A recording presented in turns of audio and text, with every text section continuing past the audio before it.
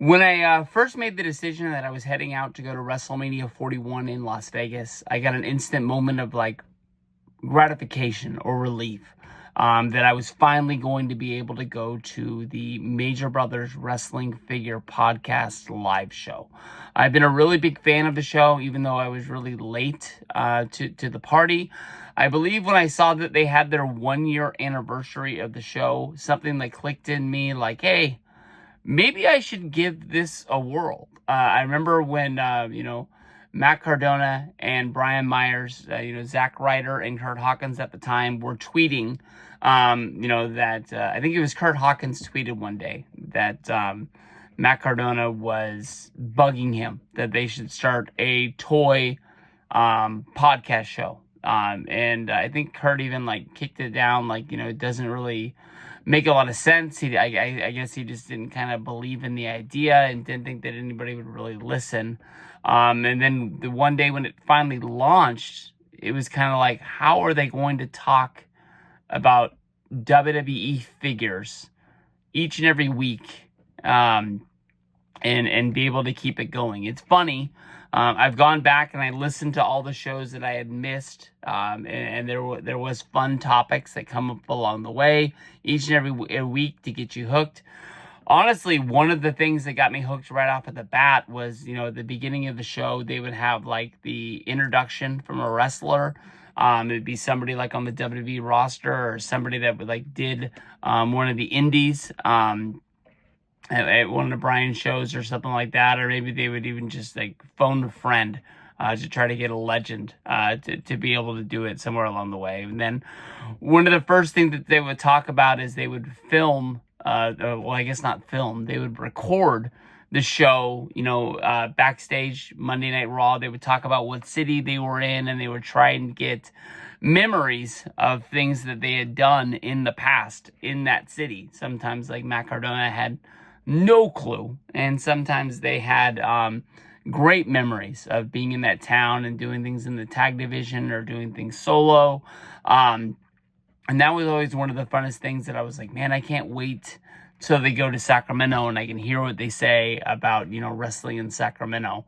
But they came up with a tagline in the show of being the most expensive free wrestling figures podcast. And it took them, honestly, a long time to get me. I'd always been a fan of the Funkos along the way. I had a pretty good collection of the WWE ones. I would kind of pick them up, one along the way, but I never really went deep into wrestling figures. I would like to look at them. I remember that was one of my favorite things when my kids got their Toys R Us money, for Christmas, and I would be able to take them to Toys R Us, and they'd be able to shop the doll section. And one of the things that they paid me back for by walking up and down the Monster High aisle back to the Barbie section, go over, look at the Squinkies and stuff like that, was like, okay, you guys got your time, you made your decision, you got your toys. Now, give me 5 minutes to look at the wrestling section. And I would get to, go up and down and look at all the stuff along the way. But I'll be honest with you, like, I never had any real big, like, throwaway money to spend on wrestling figures. But somewhere around 2019, 2020, when I kind of like feel like I got caught up in life, I had a little bit of secondary income. They got me, and they got me good, and they got me big. By this time, the WWE Retro line had come out, and it had, I think it had come out. They had put all of the figures into stores, and then it had sort of just died.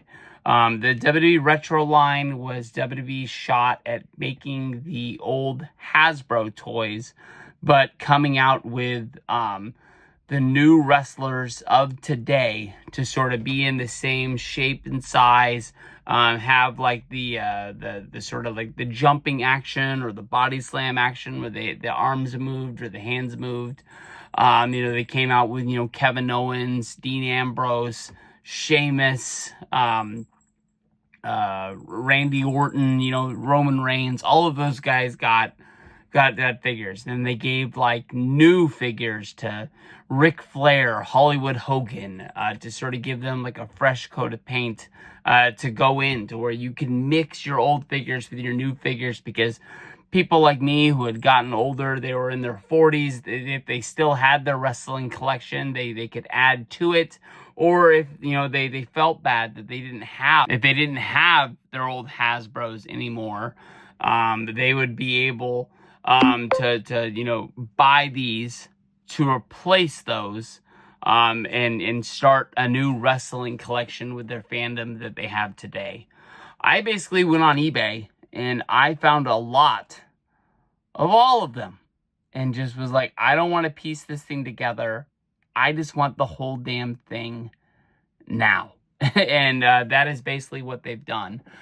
Since then, the WWE Ultimate line has come out, and for a while, I was an Ultimate like completist, and that was fun, as they were only coming out with like 2 figures at a time, and then at some point they started making the figures for the same people over.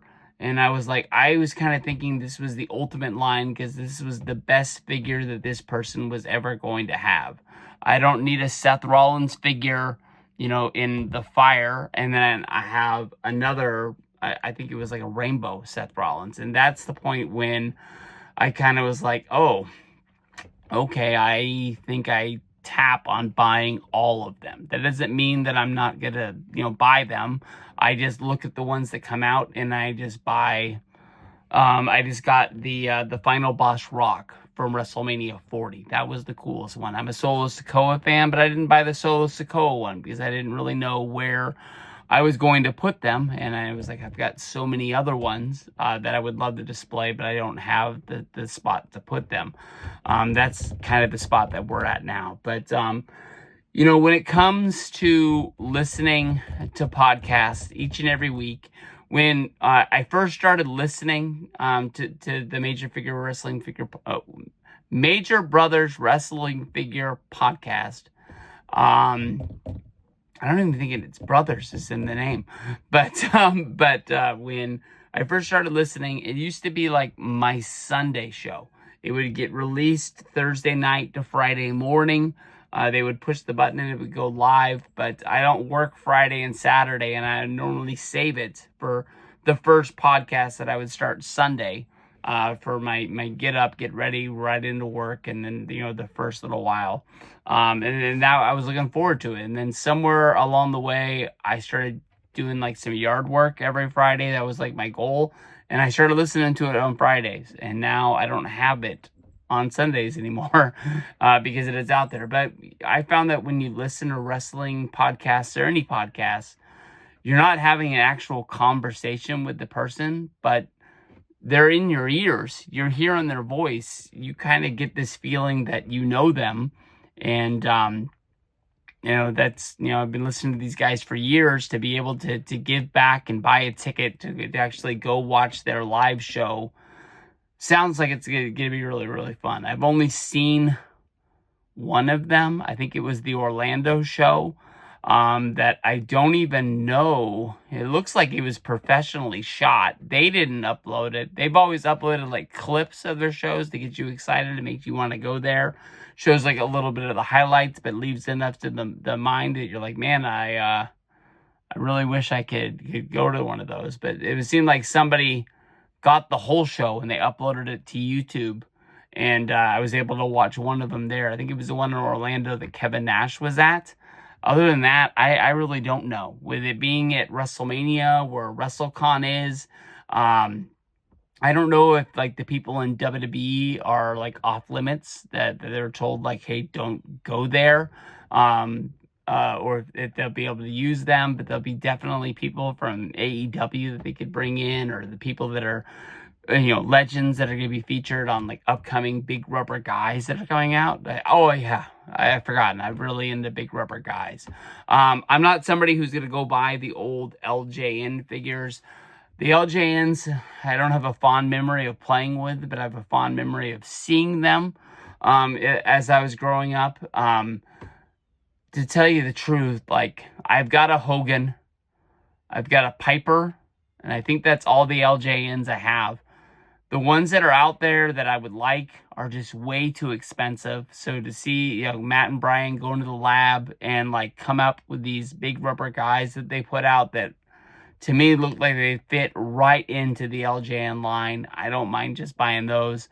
Just like the other guys, I'm not a completist on those. I don't even really have a thing. Like, it's not like I buy them to get them signed. I buy them kind of like it's like almost like a work of art that I want to appreciate and look at.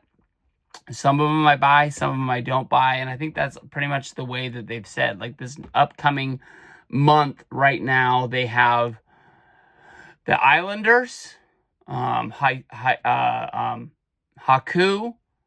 I can't remember the other guy's name. The Haiti Kid, the Texas Tornado, and there's a fourth one. I only bought the Texas Tornado one. Texas Tornado had a short life in WWF, but it was at a time period that I have like the fondest memory when he beat Mr. Perfect for the Intercontinental Championship, when he was on the cover of WWF magazine, and I was like, how high is this guy gonna go?